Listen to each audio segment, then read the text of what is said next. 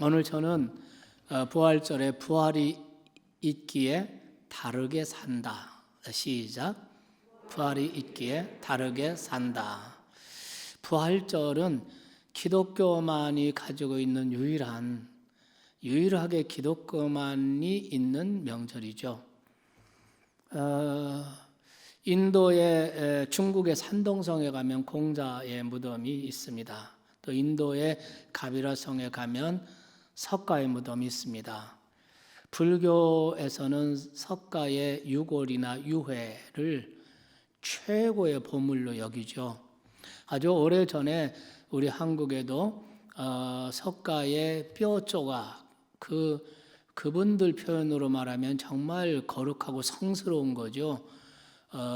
한국의 불자들이 정말 대단한 열광을 보였던 것을 우리는 기억하고 있습니다. 또 사우디아라비아 메카에 가면은 마호메스의 무덤도 있습니다. 다 최고의 성지들이죠. 고대 이집트의 왕들은 자기 시신을 미이라로 처리를 해서 보관을 합니다. 그래서 이집트 카이로의 국립박물관이나 대영 제국의 영국에 있는 이 박물관 가면은 그 미이라들을 볼 수가 있습니다. 하지만 예수 그리스도의 무덤은 지금 비어 있습니다. 왜냐하면 예수님께서는 죽은 자 가운데서 부활하셨습니다. 그분은 십자가에 못 박히신 지 3일 만에 다시 살아나셨습니다. 유사일에 죽음을 이긴 자는 아무도 없었지만 유일하게 예수님은 죽음을 이기시고 살아나셨습니다. 그래서 불교에도 4월 촛바일 석가탄신일이 있고 또 이슬람교에도 이드 알라하드라는 마음의 탄생일이 있습니다. 이슬람에서는 2대 아주 축제죠. 12월 10일이 되면은 이런 이드 알라하드라고 해서 3일 동안 그 휴가를 주고 축제를 하고 메카 순례를 하고 그렇습니다.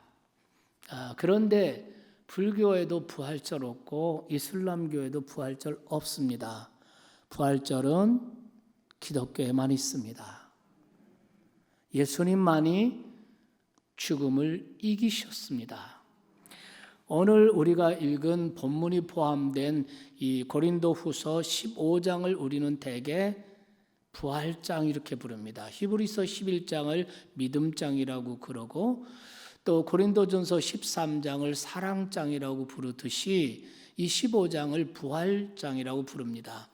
이 부활장의 전반부 1절부터 9절 말씀까지의 핵심 메시지는 예수님께서 죽음에서 부활하셨다라는 팩트를 얘기하고 있습니다. 이 부활장의 후반부인 20절 말씀부터는 그를 믿는 자들에게 부활이 보장되어 있다라는 것이 핵심 메시지입니다. 그리고 23절에 보면 그 부활의 순서에 대해서 설명을 하는데요. 그러나 각각 자기 차례대로 되려니 먼저는 첫 열매인 그리스도요 다음에는 그가 강림하실 때 그리스도에게 속한 자요. 부활의 첫 열매는 첫 번째 열매는 예수님이시고 그 다음에는 누가 부활한다는 것입니까? 그에게 속한 자. 언제 부활한다는 것입니까? 그리스도께서 강림하실 때 그에게 속한 자들에게 부활이 있다는 것이죠.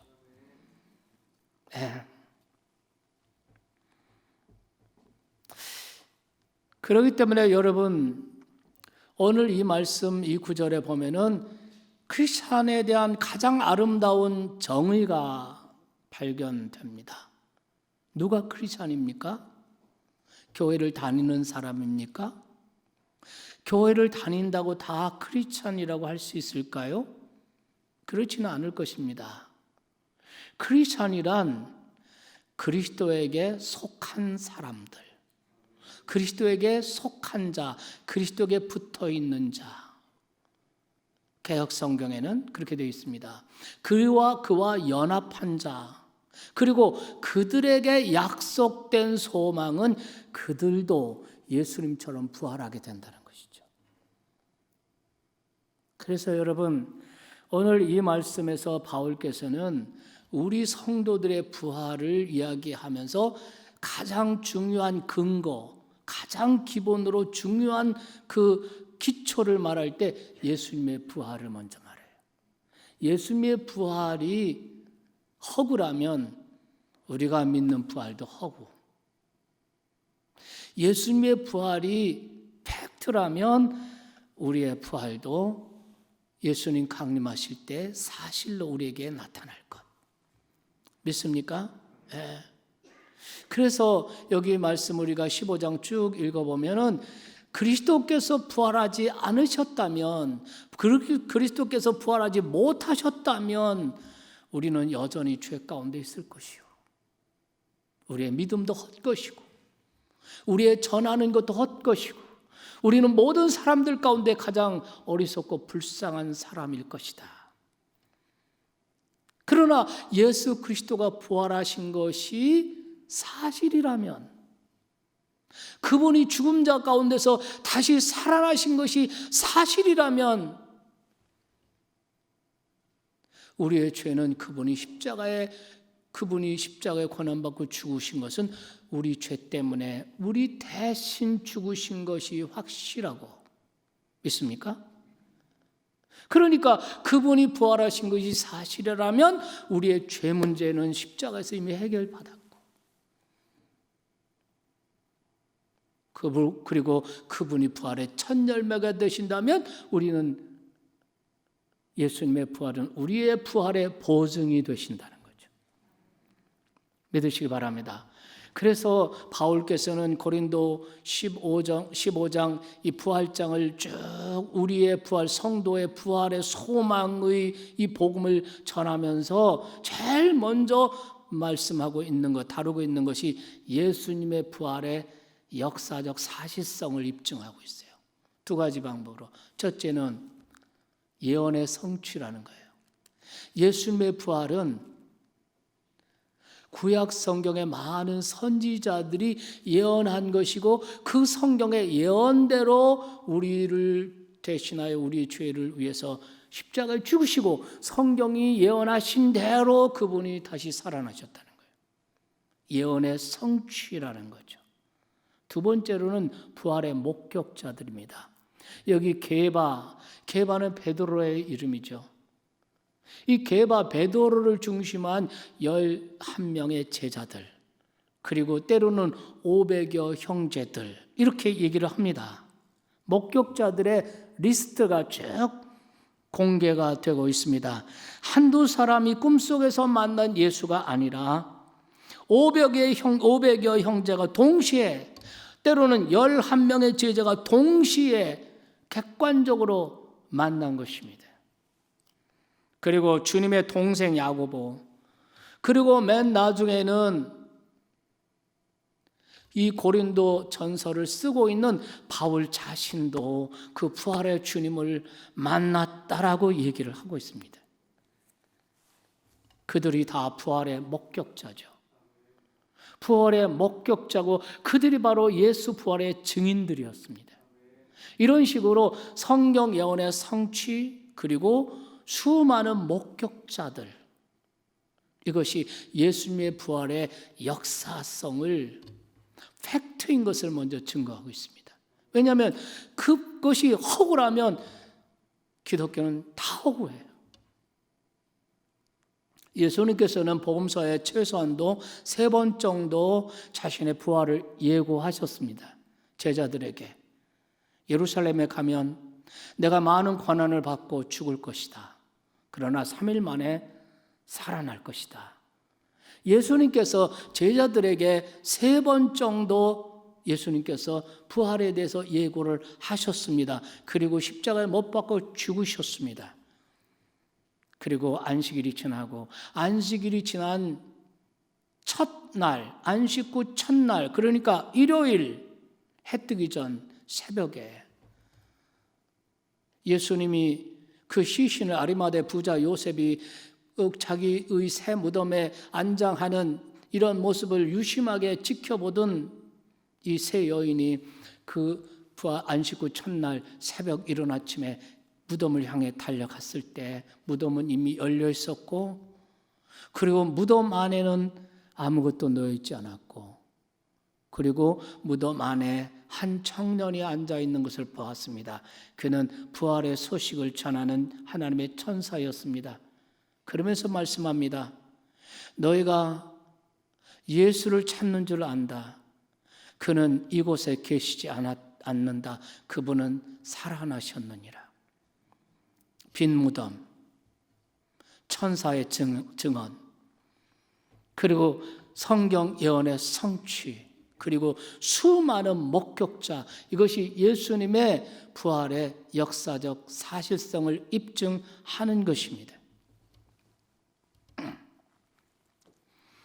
우리가 복음서에 보면은 예수님의 생애의 마지막 십자가 가까우면 올수록 호산나 하던 그 수많은 인파들이 예수님을 떠나기 시작합니다.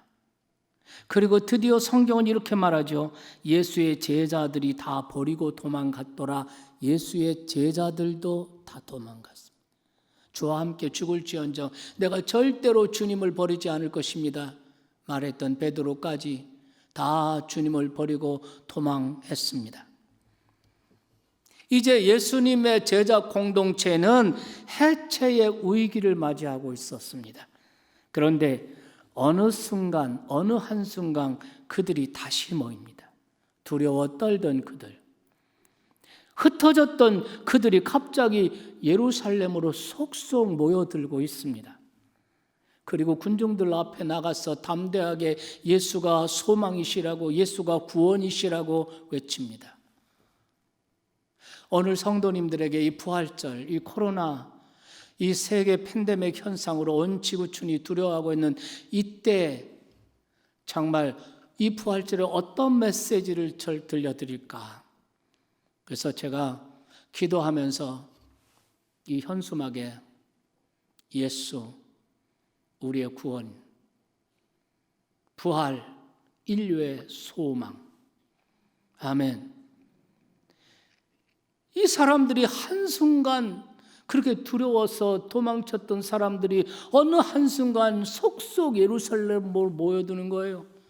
그리고 두려움 없이 목숨을 걸고 사람들 앞에 예수가 구원이시라고, 예수가 소망이시라고 외치기 시작했고, 그리고 그 말을 확신 있게 말하는 그들의 그 증거를 듣고 그 사람들이 회개하고 세례를 받고, 그리고 다시 그 군중들이 예수님 이름 앞에 모여들기 시작했습니다. 그리고 그들은 놀라운 새로운 생명의 공동체로 다시 태어났습니다. 그게 바로 교회였던 것입니다. 도대체 무슨 일이 생긴 겁니까? 이 변화는 도대체 무엇으로 설명할 수가 있습니까? 바로 부활입니다. 십자가에 죽은 나사렛 예수가 다시 살아난 것입니다. 부활의 주님이 그들을 만나신 것입니다. 그 만남의 체험이, 그 만남의 경험이 제자들의 인생을 송두리째 바꾸기 시작한 것입니다. 그렇다면 오늘 우리는 이런 질문을 스스로에게 던져야 할 것입니다. 오늘 여러분과 저도 다시 사신, 살아계신 예수를 믿는다면 우리의 인생은 어떤 모습으로 변화되어야 할까요? 우리가 진정 예수님의 부활을 믿고, 그리고 예수님의 부활이 우리의 부활의 보증인 사실을 믿고 소망한다면 우리는 어떻게 살아야 할까요? 이것이 오늘 부활절 아침에 우리가 스스로에게 묻고자 하는 질문인 것입니다. 어떻게 살아야 할까요? 첫째, 감사하며 살아야 할 것입니다. 요즘같이 힘들고 어려운 때 무엇 때문에 감사할 일이 뭐 있겠습니까? 도대체 무엇 때문에 왜 감사해야 합니까? 사실 우리에게는 많은 문제가 있는 것 사실입니다. 경제 문제도 있고, 자녀의 문제도 있고 진로의 문제도 있고 직장의 문제도 있고 사업의 문제도 있고 환경의 문제도 있고, 그러나 여러분, 이 모든 문제 중에 최후의 문제는 무엇입니까? 죽음의 문제 아닙니까? 죽음 앞에서는 명예도 더 이상 문제가 아니고 돈도 문제가 아닙니다. 죽음은 모든 것을 다 삼켜버립니다. 그런데 우리 크리스천들은 이 죽음의 문제를 이미 해결받고 사는 사람이라는 거예요. 이 죽음의 문제를 어떻게 해결받았습니까? 부활입니다. 부활입니다. 우리에게 부활이 있기에 우리의 죽음은 잠시의 안식에 들어가는 것일 뿐입니다. 고된 하루 일과를 마치고 샤워를 하고 잠자리 들 때 불안하게 떠는 사람이 어디 있습니까? 아, 수고했다. 아, 고된 하루였어. 열심히 하루를 살았어. 하면서 잠자리 들지 않습니까? 그래서 성경은 성도의 죽음을 잔다라고 표현한 것입니다. 예수님께서 나사로의 죽음의 소식을 들었을 때 예수님 반응이 무엇입니까? 아, 잠이 들었구나. 자, 이제 내가 깨우러 가노라. 이렇게 말지 않았습니까? 그 말을 듣고 나사로의 너희들이, 아, 예수님 뭔가 착각하시는구나. 아, 예수님 죽은 지 벌써 나흘입니다. 죽어서 썩어서 냄새납니다. 그때 예수님이 선포하신 놀라운 진리가 뭡니까? 나는 부활이요 생명이다. 나를 믿는 자는 죽어도 살겠고 라고 말씀하지 않습니까? 죽어도 살겠고, 이 부활이 있기에 우리는 이미 예수 그리스도 안에서 죽음의 문제를 해결받고 사는 사람이에요. 인생 최대의 문제를 이미 해결받고 사는 사람들이라는 거죠. 우리에게는 영원한 생명이 주어져 있습니다. 어느 날 우리가 이 세상의 심장이 멎고 그리고 마지막 운명하는 그 순간 우리는 천사들의 안내로 하나님의 영생한 날에 들어갈 것입니다.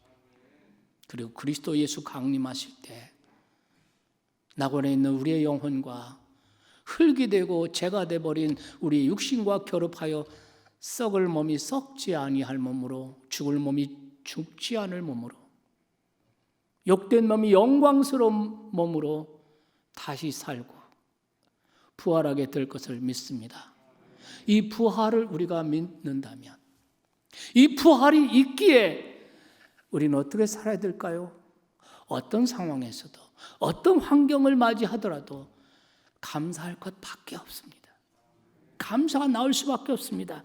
그래서 여러분 57절 말씀에 보면은 우리 주 예수 그리스도로 말미암아 우리에게 이김을 주시는, 승리를 주시는 하나님께 감사하노라. 감사하노라.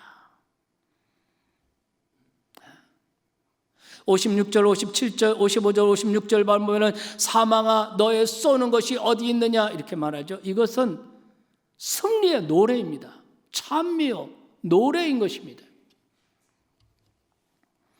코로나19로 사망자가 우리나라에서는 200명 정도 이렇게 있지만, 여러분 전 세계적으로 지난 토요일 날, 어제 제가 그 통계를 찾아보니까요 10만 명이 넘었습니다. 놀라운 것은 미국에서 하루에 2,000명이 죽고 있습니다. 언제까지 지속될지는 모르겠어요. 하루에 2,000명이 코로나19로 죽습니다. 이런 와중 가운데 저는 감동적인 이야기를 들었습니다. 우리 부천 지역의 그 생명수 교회 그 권사님이 주로 콜센터에 다니시는 분인데, 그분이 감염이 돼서 자기도 감염된 걸 누가 알았나요? 예배 드리고, 또 그 교회는 다 대처를 잘 못하신 것 같습니다. 안전거리나 이런 것을 전혀 생각을 못하신 것 같아요. 그래서 식사도 하고 얘기도 하고 이러다가 성도님들 감염되고 또 담임 목사님도 감염됐어요. 그 담임 목사 우리 지역에 있으니까 잘 아시는 분이죠. 뉴스를 듣고 제가 전화를 했습니다. 자기는 아무 증상이 없는데 양성으로 나왔대요. 포천 어디에 격리되어 있고 교인들도 격리되어 있다고 합니다. 그분을 위해서 위로하고 또 기도를 하고, 내가 어제 이번 주간에, 지난 주간에 우리 교단 총무님에게 소식을 들었습니다. 그 목사님이 얼마나 두렵고 얼마나 불안하고 얼마나 걱정이 많이 되겠습니까? 자기 혼자면 몰라도 교인들이 그렇게 되었고, 정말 그런 모습으로 세상 속의 뉴스에 나가서 온갖 돌팔매를, 미움과 냉대를 받고 이렇게 되니까 여러분 정말 죽을 심정이죠. 그 목사님이 너무 불안하고 너무 고통스럽고, 그래서 오늘 밤 막 통곡하면서 격리되어 있는 상태니까요. 그냥 혼자 방에서 막 통곡하면서 울면서 기도를 하는데, 환상 중에 주님께서 자기 교인들, 확진된 그 교인들 하나하나를 다 감싸 주시더라는 거예요. 터치해 주시더라는 거예요. 주님의 환상을 보고 이 목사님이 두려움이 사라지고, 불안과 걱정과 두려움이 가슴에서 감사가 나오고 찬송이 나오더라는 거죠. 그래서 자기가 자기를 하는 이 의료진들에게 자기를 실험용으로 쓰라고 이랬더니, 거기서 서울대병원으로 옮겨와가지고 하루에도 피를 몇 배나 뽑고 이 검사 저 검사하고 몸은 축나는데, 치료제 개발, 백신 개발의 실험용으로 내놓으신 거예요. 근데 마음은 평안하다는 거예요. 그 얘기 듣고 감동받았어요. 그래도 목사는 목사로구나. 그런 환경 가운데서도 목사는 목사로구나. 부활이 있기에, 부활을 믿기에, 믿습니까? 어떤 상황에서도 감사할 수 있고 찬미할 수 있습니다. 두 번째, 부활이 있기에 우리는 흔들리지 말아야 돼요. 1세기 당시 고린도라고 하는 도시는 사치와 향락과 음란과 부도덕과 우상숭배의 도시였어요. 그리스의 제2의 도시죠. 이 도시가 얼마나 음란하고 타락한 도시였던지, 고린도인이 된다, 이 말은 바로 음란하고 방탕한 사람이 된다라는 말과 동의어로 이해가 될 정도로, 그렇기 때문에 이 고린도라고 하는 도시에 살고 있는 1세기 당시의 크리스천들은 끊임없이 그 도시의 음란과 향락과 우상숭배와 이런 세속화와 이런 죄의 유혹을 끊임없이 그 유혹을 받고 있습니다. 게다가 이 도시는 그 어느 도시보다도 자유로운 사상이 있는 이런 도시지만은 유독 기독교에 대해서는 관대하지 않았습니다. 그래서 이 도시에 있는 크리스찬들은 그 고린도의 시민들로부터 온갖 냉대와 학대와 핍박과 박해와 위협과 이런 걸 받았어요. 자, 그렇기 때문에 1세기 당시에 이 고린도 교인들은 세속화의 유혹과 또 박해와 냉대와 위협의 이런 핍박, 이런 것으로 교인들이 흔들리기 시작한 거예요. 그리고 일부 사람들은 배도 교회를 떠난 것입니다. 그리고 상당히 적지 않은 수가 믿음이 흔들리고 있었습니다. 이 소식을 알고 있던 바울께서는 부랴부랴 이 고린도서를 성령의 영감 가운데 기록하면서 그들에게 부활의 소망을 이야기하고 있습니다. 부활의 소망을 전하고 있습니다. 예수 그리스도께서 부활하셨다. 주님이 부활하셨다. 그리고 주님의 부활은 우리 부활의 보증이다.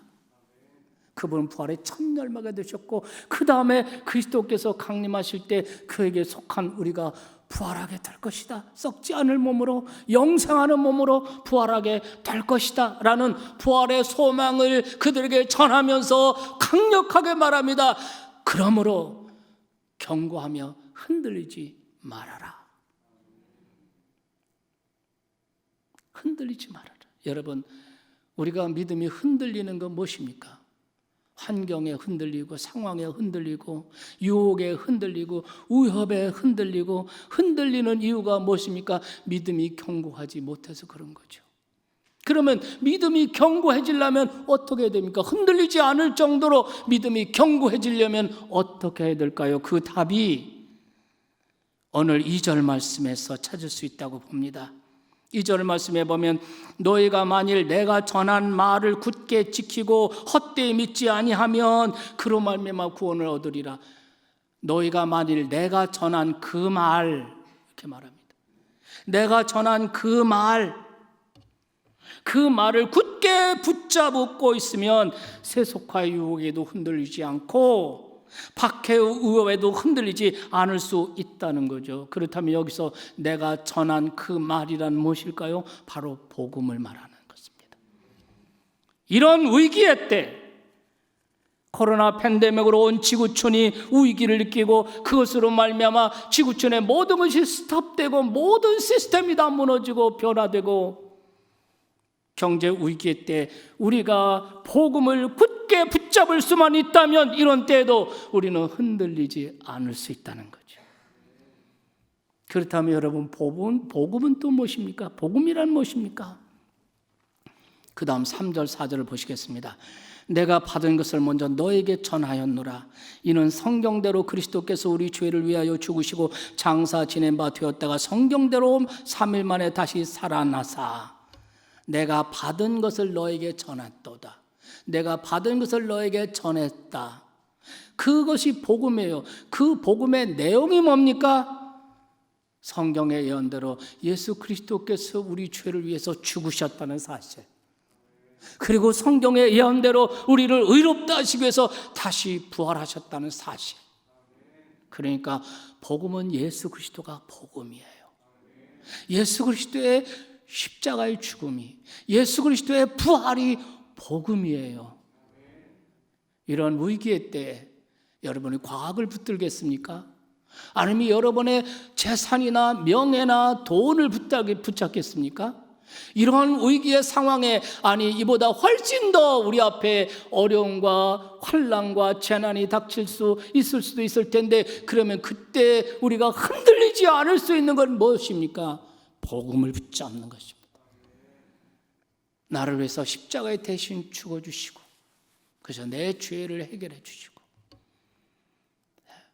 죽은 자 가운데서 다시 부활하셔서 우리에게 부활의 소망을 주시고 부활의 보증이 되어주신 예수 그리스도를 굳게 붙잡고, 풍랑이 아무리 일어도 그분이 나에게 오셔서 나를 붙잡고 계시다면 흔들리지 않을 수 있죠. 네. 코로나가 이 세상을 어떻게 변화시킬지 아무도 모르죠. 부정적인 것도 많이 있을 것이고 긍정적인 것도 많이 있을 것입니다. 어떤 선교사님에게 카톡이 왔습니다. 목사님, 코로나 사태를 겪으면서 보이지 않던 것들이 보여요. 깨닫지 못한 것들이 깨달아져요. 지나쳤고 잃어버렸던 것들, 그 소중한 것들을 다시 찾게 돼요. 긍정적인 변화도 있고 부정적인 변화도 있을 거예요. 확실한 것은 코로나 이후에 어떻게 변화될지 우리는 모릅니다. 이런 불확실한 미래입니다. 그러나 이럼에도 불구하고 그분이 부활하셨고 부활하신 주님이 오늘 우리 가운데서 함께 해주신다면, 그분이 우리를 붙잡아 주시고 우리가 그분을 붙잡고 있다면 세상이 어떻게 변해도 우리는 흔들리지 않고 견고하게 설 수 있는 줄 믿으시기 바랍니다.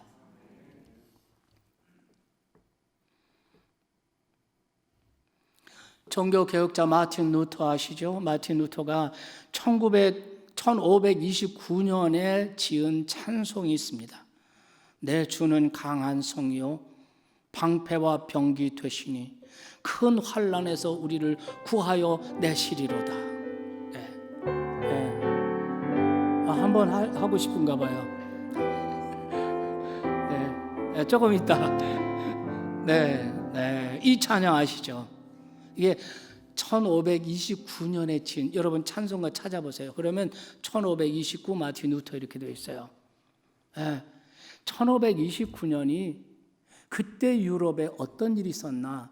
1527년부터 1529년 동안 3년 동안 유럽에는 패스트, 흑사병이 창궐하던 시대예요. 유럽에서 3분의 1의 인구가 죽었습니다.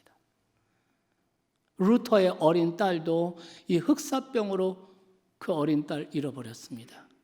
많은 동료들이 비텐베르그를 떠났습니다. 전염병을 피해서 피난 간 거죠. 근데 루터는 남아서 병든 이웃을 돌봤다고 합니다. 그때 1529년에 지은 찬송입니다. 내 주는 강한 성이요 방패와 병기 되시니 큰 환난에서 우리를 구하시리로다. 2절 한번 해보시겠습니까? 내 힘만 의지할 때는 패할 수밖에 없도다. 내 힘만 의지할 때는 패할 수밖에 없도다. 힘 있는 장수 나와서 날 대신하여 싸우네. 이 장수 누군가? 주 예수 그리스도 만군의 주로다. 이길 자 누구랴? 반드시 이기리로다. 왜 이 절을 부르냐면요, 내 힘만 의지할 때면 패할 수밖에 없도다. 내 힘만 의지할 때는 패할 수밖에 없다는 사실을 황금 만능주의, 광만능주의의 현대인들이 깨닫기 시작했습니다. 그리고 깨달아야 합니다.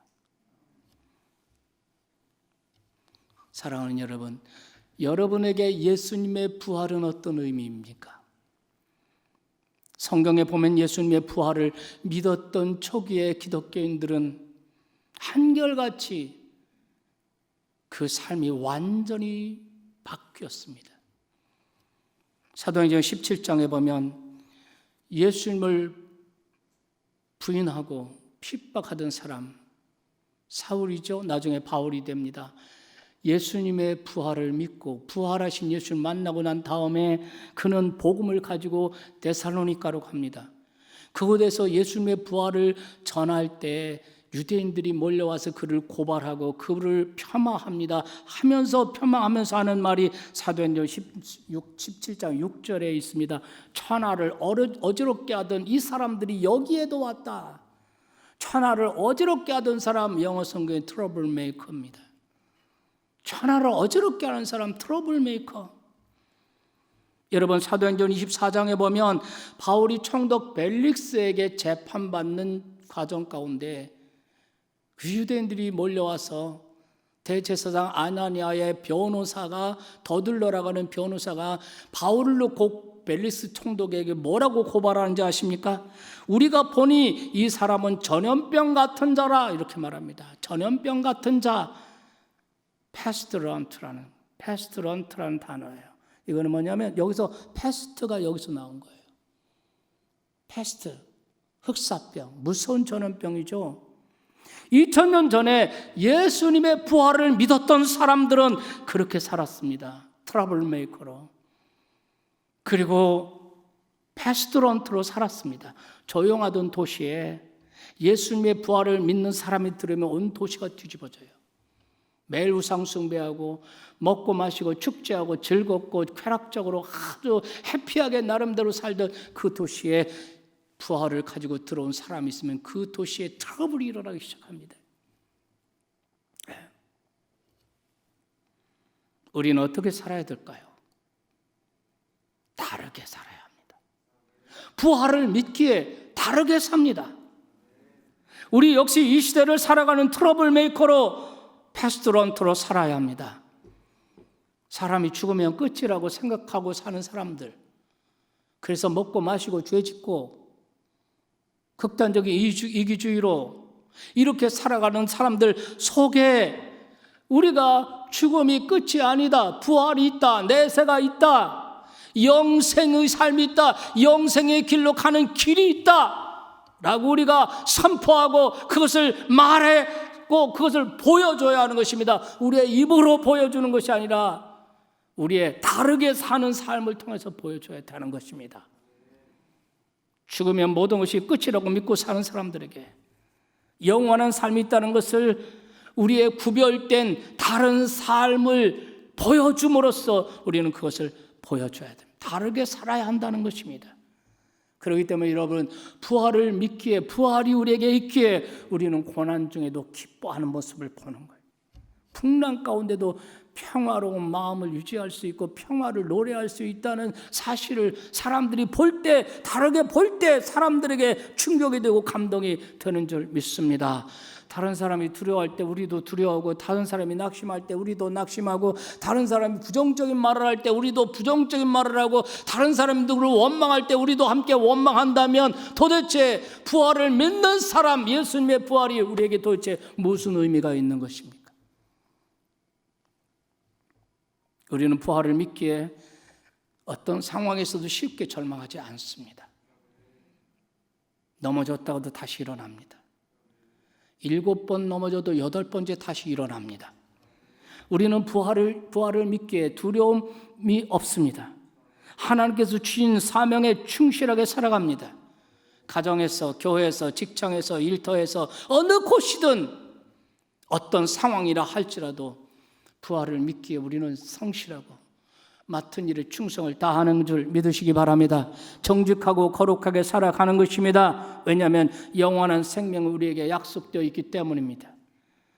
예수님께서는 요한복음 16장 33절에서 우리에게 약속해 주셨습니다. 담대하라, 내가 세상을 이겼노라. 믿으시면 아멘 합시다. 마지막 한 가지만 더 하겠습니다. 우리는 부활을 믿기에, 그리고 부활이 있기에 주의 일에 더욱 힘쓰며 살아야 할 것입니다. 여러분, 우리의 죄성은 우리가 무엇을 안 하려고 노력하는 것으로만 통제가 되지 않아요. 오히려 무엇인가를 적극적으로 함으로써 우리의 죄성을 통제할 수 있습니다. 이것을 심리학에서는 대치 혹은 승화 이렇게 말합니다. 우리가 흔들리지 않으려고 노력하는 것만으로는 부족하여. 그래서 사도 바울은 뭐라고 말합니까? 우리가 적극적으로 해야 할 일이 뭐라고 그랬습니까? 주의 일에 더욱 힘써라. 이런 코로나 사태를 겪으면서 우리가 많은 어려움과 환난과 재난을 겪으면서 우리가 더욱 힘써라. 주의 일에. 믿으시면 아멘 합시다. 주의 일이 뭡니까? 예수님께서는 이 말씀을 어떤 개념으로 말씀하십니까? 우리가 요한복음 6장 29절에 보면 예수께서 대답하여 이르시되 하나님께서 보내신 일을 믿는 것이 하나님의 일이니 예수를 믿는 것이 하나님의 일이라고 예수님 말씀하십니다. 그러나 한 걸음 더 나아가서 사도 바울께서는 이 주의 일을 어떤 개념으로 사용하셨습니까? 여러분, 우리가 고린도전서 9장 1절 말씀에 보면은 주 안에서 행한 나의 일이 너희가 아니냐 이렇게 말합니다. 주 안에서 행한 일, 내가 행한 일, 내가 이 고린도 와서 투자한 일, 너희 중에서 내가 행한 일, 그것이 다른 것이 아니다. 바로 너희다. 너희 고린도 교회 너희다 하는 것입니다.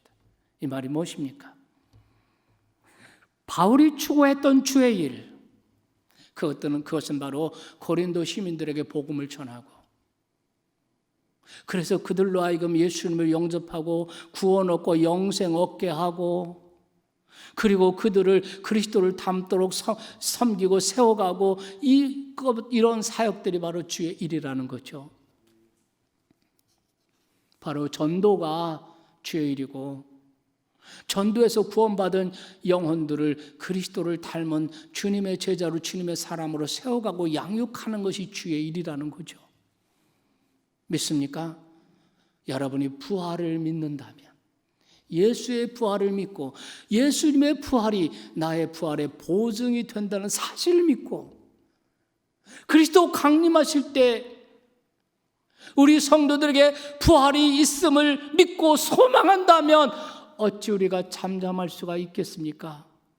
코로나19 바이러스를 그냥 한 방에 퇴치하고 한 방이면 끝날 수 있는 이런 신약을 내가 발견하고 가지고 있다면 우리가 어떻게 하겠습니까? 두려움의 공포 속에 있는 사람들에게 모든 방법을 강구하면서 여기에 신약이 있습니다. 여기에 새로운 약이 있습니다. 이거 한 방이면 코로나 완전히 치료됩니다. 후유증 없습니다. 흥분하며 다니지 않겠습니까?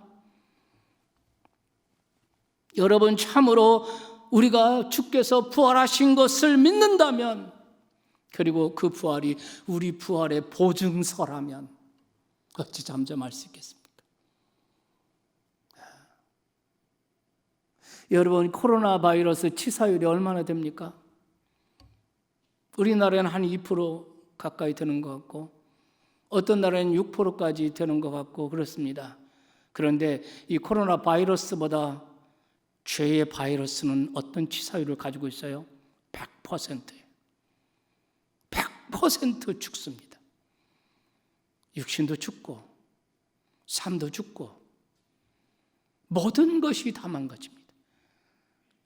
죽은 이후에도 영원한 지옥의 형벌이에요. 그런데 여러분, 이 죄의 바이러스에 감염된 이 죄의 바이러스를 한 방에 치료할 수 있는 것이 예수 그리스도의 십자가예요. 그로 말미암아 사망에 처한 인류에게 최후의 소망은 부활이에요.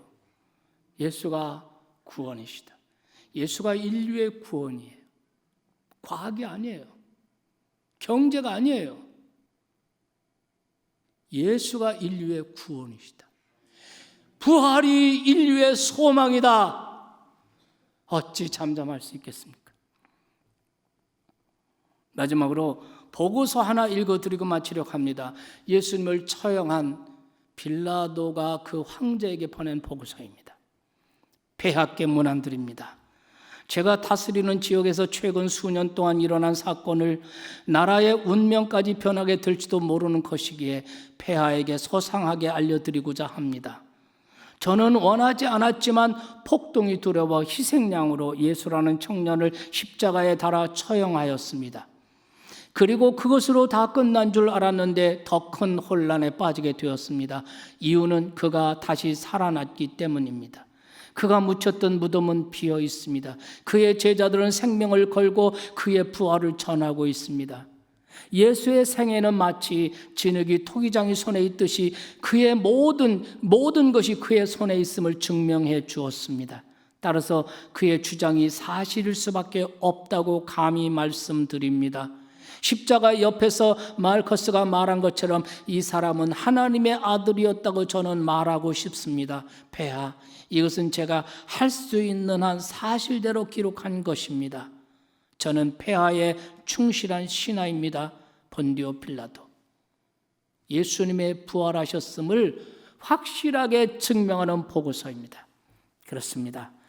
우리는 부활을 믿기에, 그리고 부활이 있기에 다르게 삽니다. 부활이 있기에 어떤 상황에서도 감사하며 삽니다.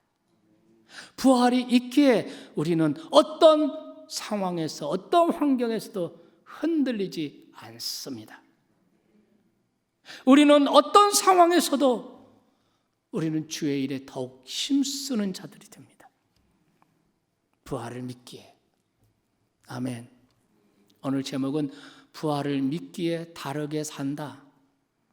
이런 제목으로 여러분과 함께 은혜를 나눴습니다.